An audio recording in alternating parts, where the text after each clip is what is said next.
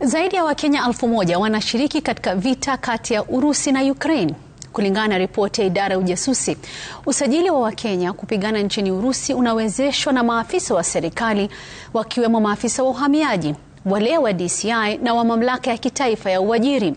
Akisoma ripoti hiyo bungeni, kiongozi wa wengi Kimani Ichung'wah amesema kampuni moja ilitumika kuwasajili Wakenya wengi, huku hospitali 2 zikihusika na ukaguzi wa kiafya za waliosajiliwa, kama anavyotueleza sasa Gatete Njoroge.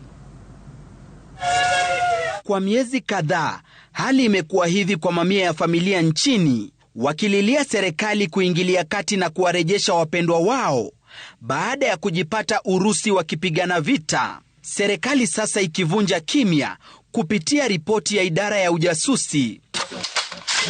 Kulingana nao, zaidi ya Wakenya 1000 walisajiliwa kupigana katika vita hivyo. The agencies have been enticing Kenyans, promising them lucrative terms of service such as salaries of about 350,000 shillings per month and hefty bonuses between 900,000 shillings and 1.2 million Kenya shillings, as well as eventually being issued with Russian citizenship. Idara ya ujasusi imesema waliosajiliwa walikuwa wakitumia uwanja wa ndege wa JKIA kuelekea Istanbul, Uturuki, huku wengine wakipita Abu Dhabi kwenye himaya ya miliki za Kiarabu. Cha kutamausha hata hivyo ni kuwa maafisa wa serikali wamehusika. The agencies have been colluding with rogue airport staff from the Directorate of Immigration Services, the Directorate of Criminal Investigations, Anti-Narcotics Unit, and National Employment Authority to facilitate the recruits without interception at the Jomo Kenyatta International Airport.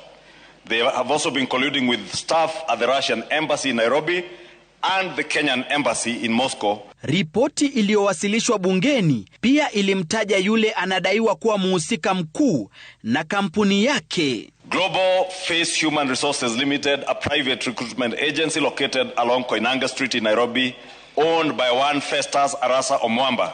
The agency has actively conducted recruitment drives in Kenya targeting skilled and semi-skilled youth for foreign employment, as using the Kazi Maju initiative to present itself as a legitimate government-endorsed recruiter. Serikali imedhibitisha kuwa Wakenya 28 hawajulikani waliko tangu kujiunga na vita. 39 wamelazwa hospitalini, 35 wapo kambini, 89 wako kwenye vita, huku mmoja akizuiliwa na mwingine mmoja akikamilisha kandarasi.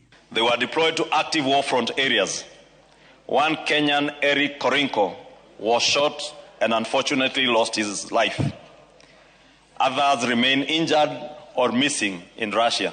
Wabunge wametaka hatua kuchukuliwa dhidi ya maafisa wa serikali wanaodaiwa kuhusika na sakata hii. Gatete Njoroge, Runinga ya Citizen.